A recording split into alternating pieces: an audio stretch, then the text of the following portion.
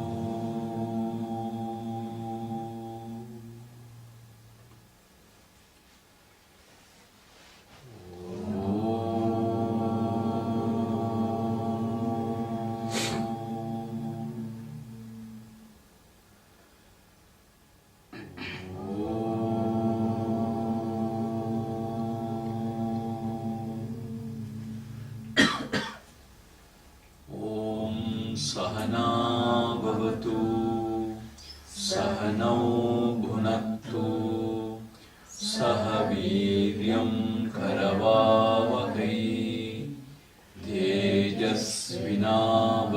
तेजस्विनावधीतमस्तु मा विद्विषावहै.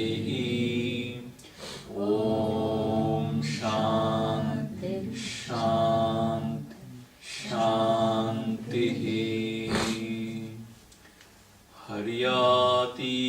ഹരിയാതീതരസീവര ധഗവാരിസഗുഗയിൽ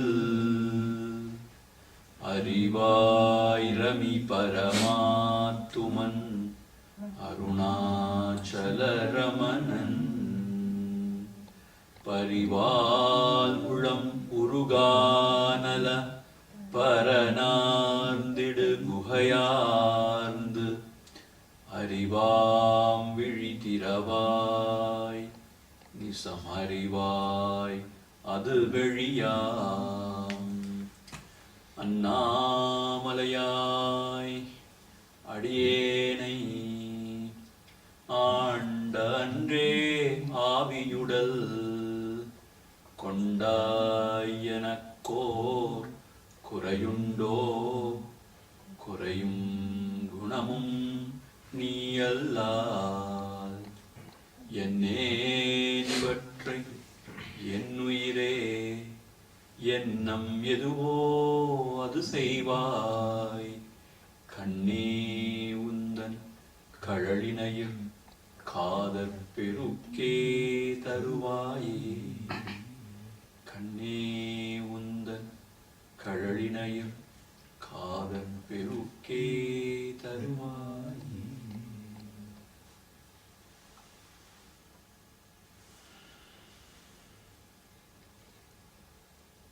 Hari Om.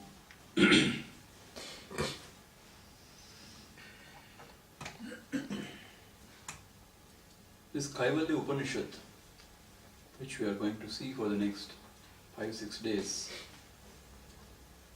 comes under minor Upanishads. See, Gurudev says, the Pandit class have accepted 108 Upanishads as authentic ones. And among them, great acharyas like Shankaracharya, Ramanujacharya and others have commented upon 11 Upanishads, which they consider as major Upanishads. Since these acharyas themselves have written commentaries on it, so it is called as major Upanishad. There are other Upanishads are called as minor Upanishad. It doesn't mean that it is just insignificant. It means acharyas have not written commentaries on it, but still they are also very deep in its content and very inspiring, very elevating. So this Kaivalyopanishad comes under Atharvana Veda. So you all know that there are 4 branches of Vedas: Rig, Yajur, Sama and Atharvana. So this Kaivalyopanishad comes under Atharvana Veda. And here the student is Ashwarayana Rishi, a great Rishi who has given so many mantras, and the teacher is Brahmaji himself, the creator himself. So here is a student who is a very exalted one, and also the teacher, the ultimate Brahmaji. So therefore, the topic of discussion is going to be something of a very high standard. So we shall chant the Shanti mantra first, and then we shall go into the Upanishads. Om Bhadram Karnebhiः Shrunuyama Devaः. Repeat after me. Om Bhadram Karnebhiः Shrunuyama Devaः. Bhadram Pashyemakshabhiryajatraः. Bhadram Pashyemakshabhiryajatraः. Stirairangaiः. Stirairangaiः. Tushtuvagam sastanubhiः. Tushtuvagam sastanubhiः. Vyashema devahitam yadayuः. Vyashema devahitam yadayuः. Swasti na indro vruddhashravah. Swasti na indro vruddhashravah. Swasti na pusha vishvavedah. Swasti na pusha vishvavedah. Swasti nastarkshyo arishtanemihi. Swasti nastarkshyo arishtanemihi. Swasti no bruhaspatir dhadhatu. Swasti no bruhaspatir dhadhatu. Om Shanti Shanti Shanti. Om Shanti Shanti Shanti. So you all know by now, the Shanti mantra is chanted by the student and also the Guru. Before starting their studies, just to invoke the divine grace, so that both of them will understand together, learn together, understand together and appreciate it together.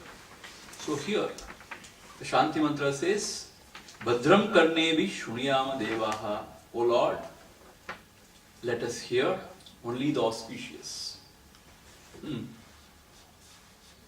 See, the Vedas are called as Shruti, which has to be heard. So here he says, let us hear only the auspicious, the noble thoughts. And Bhadram Pashyema Akshavihi. Through our eyes we see only auspicious. Meaning, we don't see any negativities anywhere. We always try to appreciate the positive side of everything. The auspicious. Stirairangaihi tushtuvagam sastanobihi. O Lord, may we be blessed with the Stirairangaihi, good health, so that Vishema Devahitam Yadayuhu, we shall spend all our lives in the worship of the Lords or the service of the humanity, however you want to look at it. Swastina Indro Vruddhashravaha, let that ancient Indra bless us. Swastina Pusha Vishwavedaha, let the sun god, who is an knower of everything, let him bless us. Swastina Stakshyo Arishutanevihi, let the Vayu Bhagavan bless us. Swastino Brahaspatir Dadatu, let the Guru Brahaspati bless us. Om Shanti, Shanti, Shanti. Let there be peace, peace and peace. So Gurudev has given a detailed commentary on this Shanti Path. So if you want, you can go through that. It's available. So we shall, with this Shanti Path, we shall go into the text straight up. Atha Ashwalayanah Bhagavantam Parameshtinam Upasametya Uvacha. So here, Atha means then. All our sacred texts begin with this. Not all, most of them. Atha. Atha means then. Atha is a very auspicious word. Here Gurudev explains, then means, it means the student has already prepared himself sufficiently. He has developed Viveka and Vairagya, and he has developed all the qualifications, and then he approaches the Guru. That is what the meaning of Atha. Then, what happened? Then, the Ashwalayana, the Rishi, who is the author of so many mantras in Rig Veda, he approached Bhagavantam Parameshtinam. He approached the Lord, the Supreme Creator, that is the Brahmaji, and then Upasametya Uvacha. He approached him with all humility and he asked thus. What did he ask? Adihi Bhagavan Brahma Vidyam Varishtham Sadha Sadbihi Sevyamanam Nighudam Yaya Chirat Sarva Papam Vyapohya Parat Param Purusham Yati Vidwan Adihi Bhagavan Brahma Vidyam Varishtham Sadha Sadbihi Sevyamanam Nighudam Yaya Chirat Sarva Papam Vyapohya Parat Param Purusham Yati Vidwan Adihi, O Bhagavan, please teach us. Adihi Brahma Vidyam Varishtham. Brahma Vidya means the science of the Supreme Brahma. Brahma Vidyam Varishtham, which is the supreme knowledge. Varishtham, most sacred. Sadha Sadbihi Sevyamanam Nighudam, which is worshipped or which is cherished by these sadhus or these learned good ones. Sadha, always. Nighudam, which is a secret, which is very deep. Yaya, by which Achirat, within no time, Sarva Papam Vyapohya, all the sins are discarded, and Parat Param Purusham Yati Vidwan, and that Supreme Purusha is attained by the Vidwan, by the learned one. So here, the student is not beating around the bush. He is straight away asking the Guru a wonderful question. What is the question? Now teach us the Supreme. You are tired of hearing all these stuff of the world. What will happen to this world? The karma theories, this, that. Now we are not interested in all these things. Now we want to know the Supreme, the highest, and which is very deep, is very subtle, and which has been pursued by the great rishis. Sadha sadbhihi sevyamana.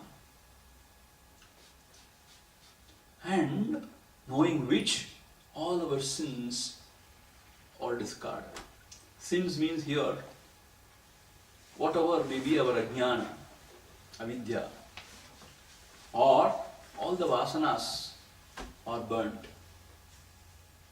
So, ya achirat sarva papam vibhohi, all the vasanas are destroyed. And parat param purusham yati vidwan, and by which we reach the Supreme. The vidwan means the pandits, the learned ones reach the Supreme, parat param, who is beyond para. Parat param. Purusham. Purusham is the Supreme Purusha, the Divine. Please teach me that Brahma Vidya. See? This question cannot be asked by an ordinary student. So you should have studied scriptures, you should have contemplated on it, you should have practiced to some extent. And then for further clarification, for further confirmation, he approaches the teacher. And then he asks this question. Now you understand the quality of the student here? He is not any Tom, Dick and Harry. He is a very advanced seeker. That is why he had access to Brahmaji. You and me cannot go and see Brahmaji just like that, no? Since he was a great teacher, he had access to Brahmaji. And he asked a very straight, pointed question. And Brahmaji, he starts. Tasmai sahovacha pitamahascha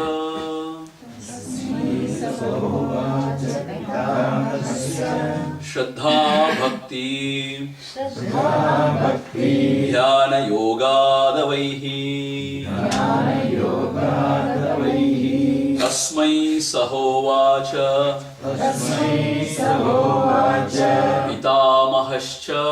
Pitamahascha Shraddha Bhakti Dhyana Yogadavaihi. To him who asked this question, Sahovacha Pitamahascha, the grandsire Brahmaji, he started answering.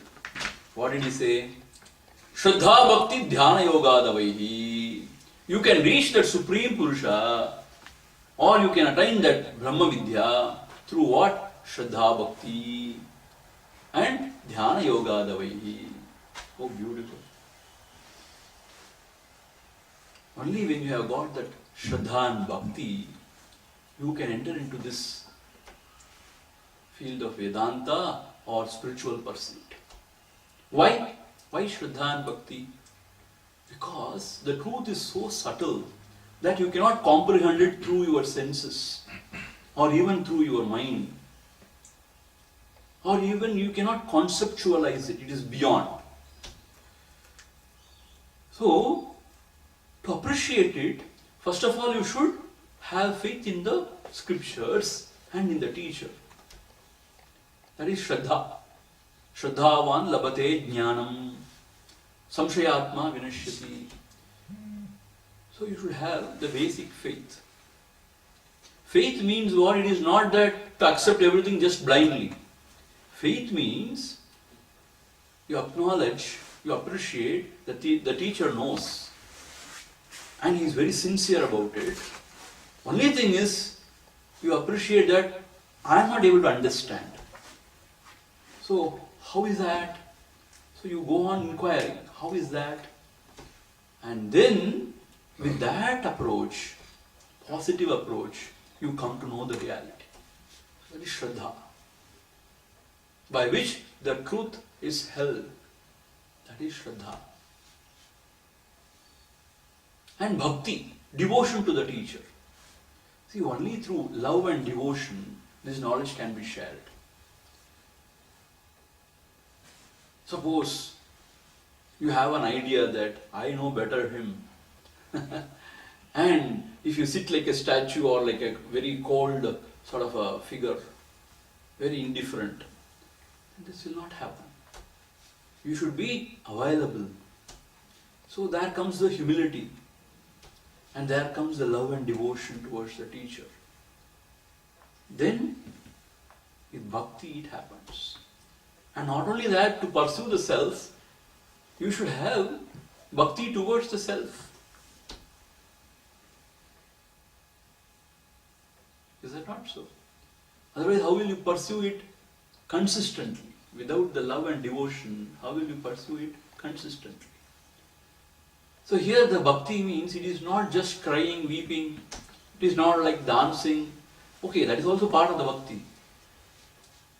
But here, in the hall of Vedanta, when bhakti is mentioned, it is Swarupa Anusandhanam Bhakti. See how beautifully it is said.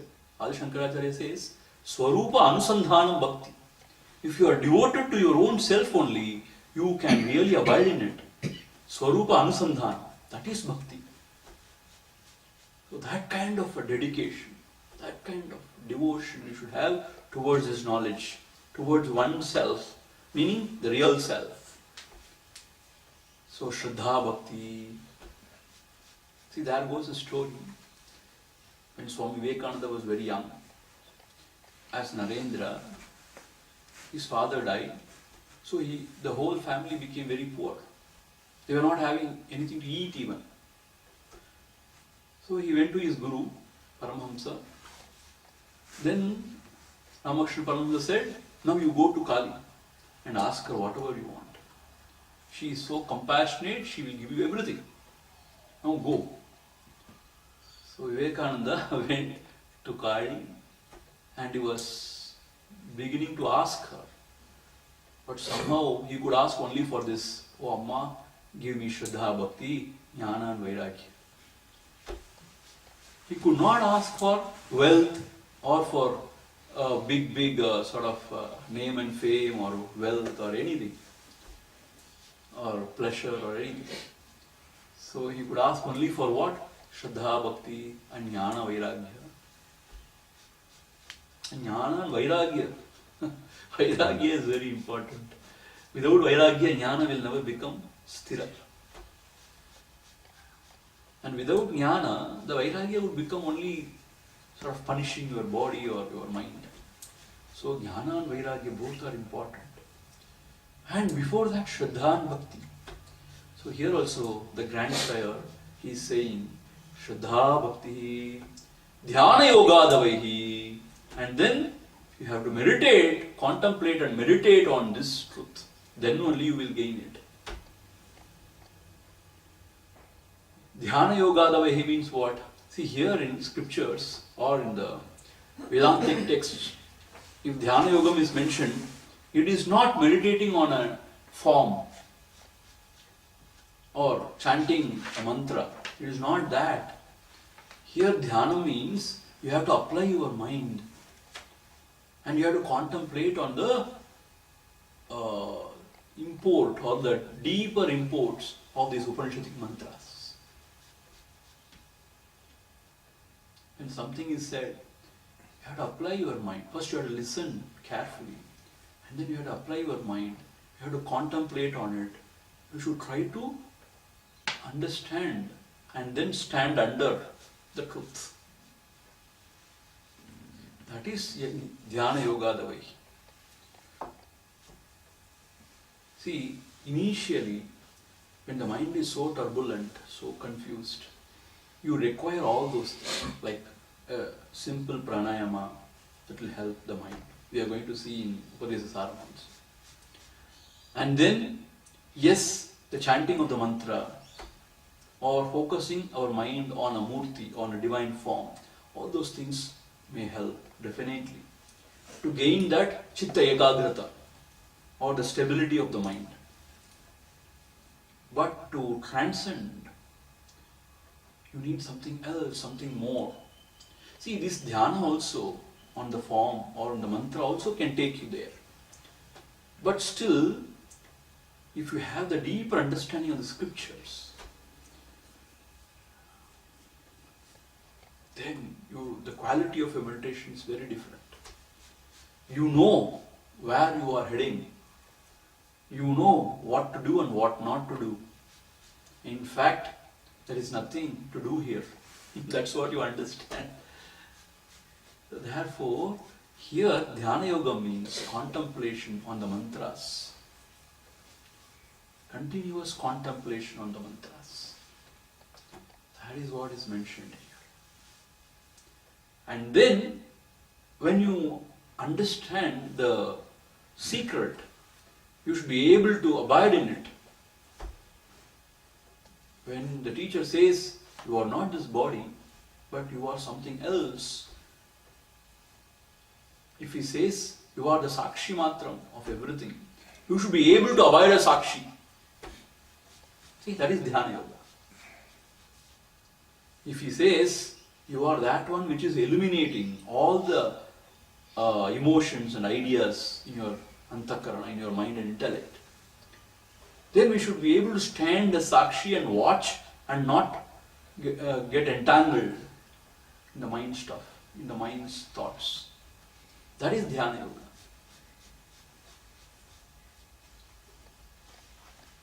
See? When he shows the Chin Mudra, saying you have to detach yourself from the Anatamastu and you should abide in your real self, then we should be able to do that and abide there. This is Dhyana Yoga. This is Nididhyasana, this is Dhyana Yoga. Just listening is not enough, and after that you should try to understand what he's talking about. That's why contemplation is important. And then we should be able to abide there.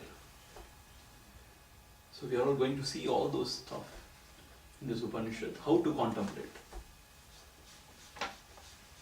And what is this Avastatrayam? And how to be an Avastatraya Sakshi. So all those things we are going to study in detail in this Upanishad.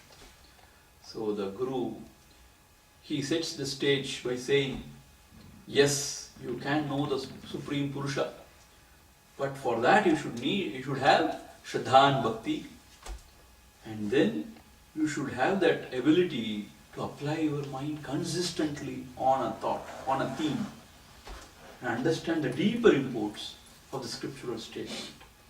And you should be able to live it in your within. Then only you can achieve it. See, in Viveki Chudamani, Adi Shankaracharya says that wasp, the small one means the pudu, the worm of the wasp is kept in that small, Kudu. Yeah. No, it is kept in a small sort of a nest or whatever. The hole, that's the right word, the hole. And then this mother wasp, it comes and it blocks the entrance, so that younger one cannot see anything else except the mother. And the mother wasp, it just stings. Then this worm is in so much of pain. So it is always looking at the mother. Always looking at the mother, and just by continuously looking at the mother, the worm itself becomes the wasp. ஊர் சுற்றுளம் விடாது உனைக்கண்டடங்கிட உன் அழகை காட்டர்னாச்சு. ஊர் சுற்றுளம், this mind is wandering everywhere. விடாது உனைக்கண்டடங்கிட. It should go on meditating on you unbroken. விடாது உனைக்கண்டு அடங்கிட உன் அழகை காட்டர்னாச்சு. So the meditation means what? unbroken attention towards the self so that we realize, yes, this is me, and you abide there. This is Dhyana Yoga. So with Shraddha Bhakti and Dhyana Yoga, this can be achieved. And for the Dhyana Yoga, what you require? You require Abhyasa and Vairagya. That is what Krishna says. See, Abhyasa means consistently you should apply your mind again and again without getting tired or without getting bored. That is Abhyasa. Vairagya means what? Slowly we should be able to withdraw from these worldly attachments or worldly pursuits. That is Vairagya, na? Without Vairagya, you can never excel in this Dhyana Yoga. And how will you get that Vairagya? You should have proper Viveka. See, everything is connected. Viveka means what? Proper discrimination. Discrimination means what? Between the Sat and Asat, Nitya and Anitya, Sukha and Asukha. So the discrimination is required. So, for discrimination, you should have some sort of a database. Meaning some basic thing called you should have the scriptural knowledge, and you should have the blessings of the teacher. See, everything is connected. Then comes the Viveka and Vairagya, and with Vairagya and Abhyasa comes the meditation, Dhyana.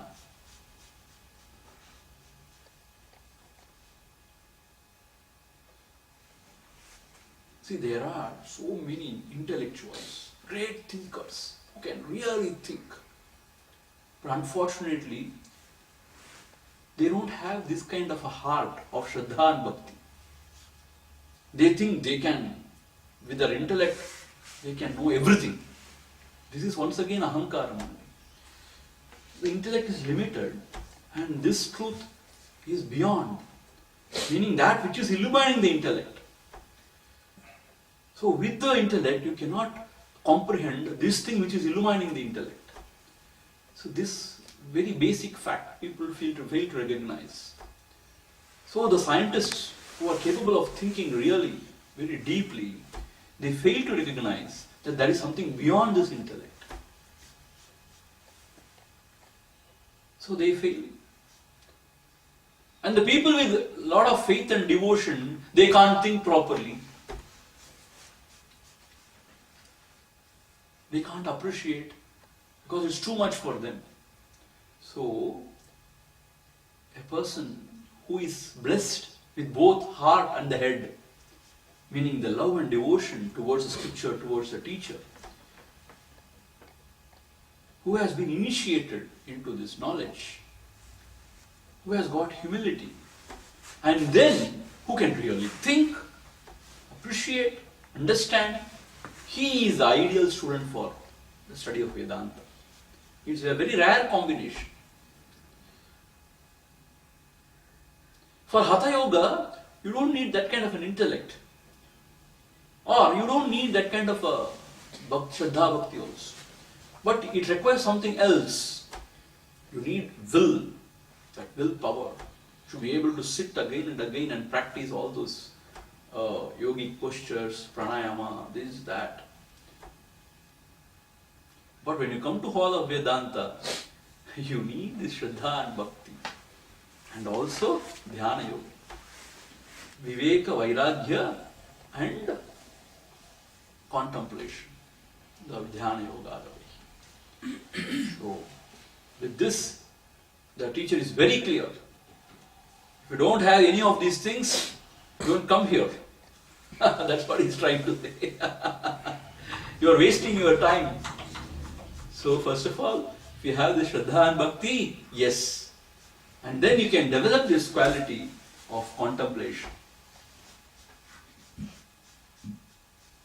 Suppose if you feel, I know everything, then please remain wherever you are. Suppose if you have Shraddha and Bhakti, and your mind is so fickle and so confused, you are unable to sit and concentrate, then the teacher may help. But without Shraddha and Bhakti, nothing can happen. See? And when you develop devotion towards your teacher, with his grace and blessings, other things may happen. But without the Shraddha and Bhakti, nothing happens. So therefore, here he says, Shraddha Bhakti Dhyana Yoga Davaihi. The next two mantras are beautiful. All the mantras are beautiful only. Na karmana, na prajaya, dhanena, dhyage naike, amrudatvamanashuhu, parena nakam, nihitam guhayam, vibhrajate, yadhyatayo vishanti, na karmana, na prajaya, dhanena, dhyagena eke, amrudatvamanashuhu, parena nakam, nihitam guhayam, vibhrajate, yadhyatayo vishanti, na karmana. However smart you are, however well equipped you are, you cannot attain to that supreme through karma. Na karmana. Karma means when we function in the world outside with an idea that I am the doer and I am the enjoyer. This is called as karma actually. So with the notion that I am the doer, I am the enjoyer, then with the notion that I am a go-getter, I can achieve things. So now I will study all the scriptures, I will sit, meditate. Na karmana. We feel this is another achievement. So we feel we have to do something and achieve it.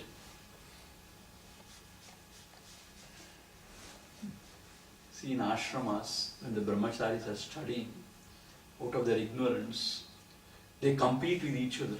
He is sitting for half an hour meditation, I am going to sit for 1.5 hours.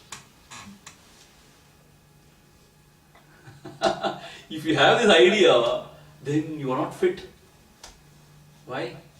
Because this is the problem. The problem is not anything else. The problem is me. So, if you think this is also another action to be performed, the meditation, and then to achieve the supreme, no, you are completely misunderstood. Na karmana. No, I will memorize all the scriptures. You can memorize any amount of scriptures. Na karmana. I will do all sorts of services to my guru. I will take the most sort of junk of the guru seva. Na karmana. Not through all those means. Na prajaya. Na prajaya means what? Not through progeny. See, it's very strange, Na prajaya. Those days people were thinking, if you have got so many children around you, then you have lived a full life. Padinaru petru peruvalu vaazha. That is meaning prajaya, through progeny. Or we can even consider this way. By indulging to the core, to the extreme, so one day you will get enlightened or reach that state. No. Through prajaya means, if I get such putras, maybe because of that punya. No, na prajaya. Na dhanena, na should be included there. Na dhanena. Through wealth you cannot bribe Paramatma. and enter into his realm. You cannot buy him, however wealthy you are. Kadaranda Usiyum Varadaganam Kaivalike. Nothing could be smuggled there. Meaning, na dhanena. In fact, if you become more and more rich, artham anartham bhavaya nityam. Nasti tathassu kaleshas satyam. Putradavidana bhajam vitihi. Sarvatraisha vihita riti. It is anartham only. And you are so scared of everything. This is everywhere. See. So, na dhanena. Then, Tyagenaike amrudatva manashu. By renunciation alone, you can attain this amrudatva manashu, this immortal state, amrudatva. See, that is why when a sannyasi, when a sadhu, a mahatma is coming to our place, we go with the Purna Kumbha and we chant this mantra. Appreciating. Yes, na karmana. As long as you are sort of roaming in this jungle only of karma, cannot be achieved. Na prajaya, not through indulgence or through progeny. Na dhanena, not through wealth. We appreciate that only through renunciation. This Paramatma can be, this immortality can be attained. Here it doesn't mean that only sannyasis can sort of attain this Paramatma. The grihasthas cannot. No, it is not that. By changing the clothes, nobody becomes a sannyasi. By growing a beard, nobody becomes a sannyasi. Tyaga means what? See, it should be seen in 2-3 different ways. The simple, straightforward way to look at it is, this mamakara and ahamkara should be given up. That is tyaga. Mamakara means what? The feeling of mindness. These all belong to me. Ennudayadu. And the great attachment towards things and beings around. That has to be given up. Ahamkara means the notion of I am the doer, I am everything, I. This is tyaga, number 1.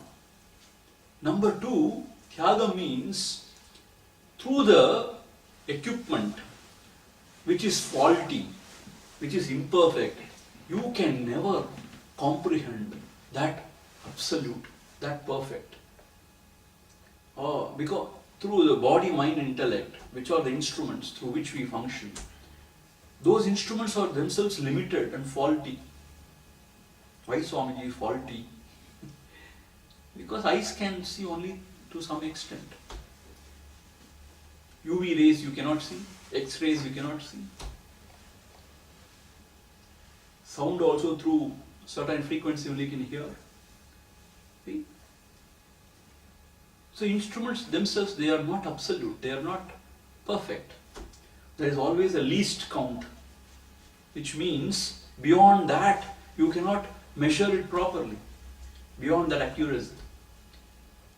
So through the body, through the mind, through the intellect, you cannot gain this. Only by dropping the body, meaning the senses, the mind and intellect.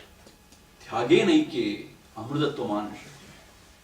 So in the seat of meditation, just by shutting the doors of all these senses, and then not getting entangled in any of the emotions, or not even aided by the ideas and concepts, if you sit quietly, remaining a sakshi of all this, and after some time everything will settle down, and there you are.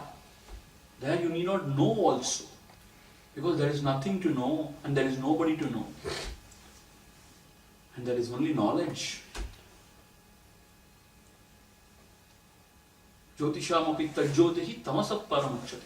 It is beyond the tamas, the ignorance, and there you are, that's it. So Tyagenaike means, first of all you have to drop the senses. Drop means what? Just you should ignore all the sense stimuli from the world outside. That is called dropping the senses. See, you should not expect that you should sit in a place where there are no sounds. It will never happen in life. Because Akasha itself has got the tanmatra of sound. See, as long as you are in the world, yes, there would be stimuli from the world. As long as the mind is active, as long as the senses are there, the sense stimuli will reach you. But either to get excited by it or to just be indifferent is your choice. And mind, yes, garbage in, garbage out. So you have put so much of garbage inside long before. So it is all coming out. So what can you do now? Allow it to happen, allow it to go, allow it to just go. Let go all those things. Don't think you have become bad by having bad thoughts. You have become vulgar by having vulgar thoughts. I am something else. So let this pass. And ideas and concepts also, though they are the pointers, they are not the pointed. So they cannot describe the truth absolutely. So let them come, let them go. You wait. Summa iru. Meaning just keep quiet and watch, observe, and everything will subside. And there is nothing to achieve because already you are that only. In fact, the sense of achievement is of the ego. Ego is only having that sense of achievement. So that also should go. So Thyage Naike. Swamiji, will I get some siddhis, some extraordinary powers? Tyage Naike. You have to drop out all those things.